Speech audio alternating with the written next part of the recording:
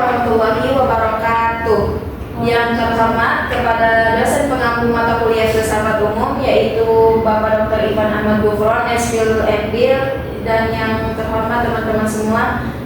Saya Fatlatul Kamila sebagai moderator pada presentasi kali ini, dan ada presentator pertama yaitu Fanilur Arifin, ada presentator kedua yaitu Karina, dan presentator ketiga yaitu Ahmad Davino. Kepada presentator pertama saya persilahkan. Baik, di sini saya akan menjelaskan tentang pengertian epistemologi. Nah, di sini epistemologi berasal dari bahasa Yunani, yaitu episteme atau yang diartikan sebagai pengetahuan, dan logos yang diartikan sebagai kata atau ilmu. Jadi, epistemologi artinya cabang filsafat yang berkaitan dengan sifat, asal, karakter, serta jenis pengetahuan. Jadi, kesimpulan singkatnya bahwa epistemologi adalah sesuatu yang membahas secara mendalam mengenai proses dalam usaha manusia dalam memperoleh ilmu, seperti sumber struktur, macam metode, dan validitas pengetahuan. Baik, selanjutnya yaitu sejarah tentang epistemologi.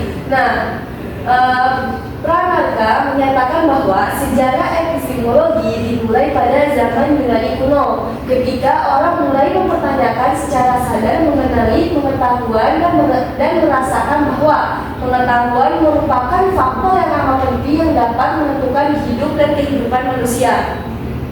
Kemudian masuknya agama Nasrani ke Eropa memacu perkembangan epistemologi lebih lanjut, khususnya karena terdapat masalah hubungan antara pengetahuan samawi dan pengetahuan manusiawi, pengetahuan supranatural dan pengetahuan rasional, natural, intelektual antara iman dan akal.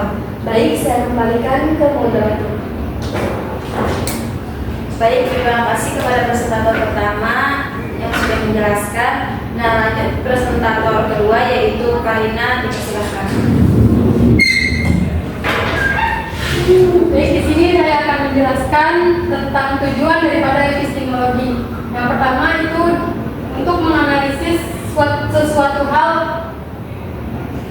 untuk memperoleh adanya ilmu. Yang selanjutnya itu untuk menggambarkan ciri-ciri tertentu tentang dunia secara lebih akurat. Yang selanjutnya ada mengkategorikan isi pemikiran pada manusia, lalu menentukan jenis mental apa yang ada dalam diri manusia.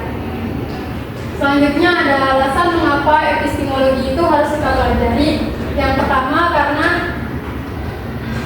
adanya pertimbangan strategis suatu ilmu. Alasan mengapa epistemologi harus dipelajari yaitu karena adanya pertimbangan strategis. Pasalnya, ilmu pengetahuan dan teknologi menjadi unsur yang dominan dalam era sekarang ini atau pada zaman modern. Selanjutnya berkaitan dengan ontologis dan aksiologis. Pentingnya epistemologi adalah karena asumsi ilmu pengetahuan yang berkaitan dengan asumsi ontologis atau hakikat realita, dan aksiologis atau nilai dan prinsip di dalam kehidupan yang biasanya itu tersembunyi. Selanjutnya membantu manusia untuk memahami berbagai bentuk pengetahuan. Alasan lain mengapa epistemologi harus dipelajari adalah karena epistemologi membantu manusia untuk memahami berbagai bentuk pengetahuan, kekuatan serta keterbatasannya.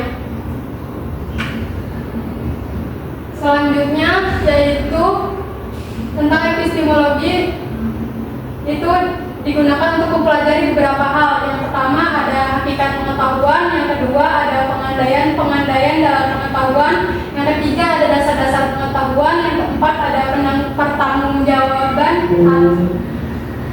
pertanyaan mengenai pengetahuan, macam-macam asumsi dasar ilmu pengetahuan, dan yang terakhir ada kekuatan dan kelemahan dalam materi ilmu ilmiah. Mungkin itu saja dari saya. Selanjutnya saya serahkan kembali kepada moderator.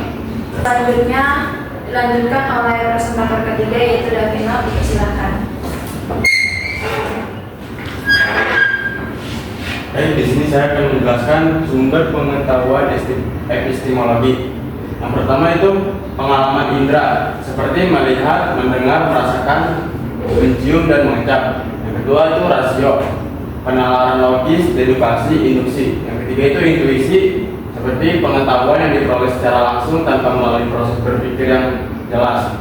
Selanjutnya itu otoritas, seperti pengetahuan yang diperoleh dari sumber yang dianggap terpercaya. Selanjutnya itu contoh epistemologi. Yang pertama, bagaimana kita bisa mengetahui bahwa termometer adalah alat ukur suhu tubuh yang valid. Yang kedua itu bagaimana kita bisa tahu bahwa suatu benda adalah positif. Yang ketiga, bagaimana kita bisa mengetahui bahwa kebenaran berasal dari sumber yang dapat dipercaya. Mungkin itu saja dari saya. Selanjutnya saya serahkan kepada moderator. Oke? Siapa langsung kesimpulan tuh? Baik, di sini saya akan membacakan kesimpulan. Epistemologi adalah studi yang sangat penting karena membantu kita memahami bagaimana kita memperoleh pengetahuan, bagaimana kita mengevaluasi kebenarannya, dan bagaimana kita membangun pemahaman tentang dunia di sekitar kita. Mungkin hanya itu yang dapat kami sampaikan. Kurang lebihnya mohon maaf. Wassalamualaikum warahmatullahi wabarakatuh.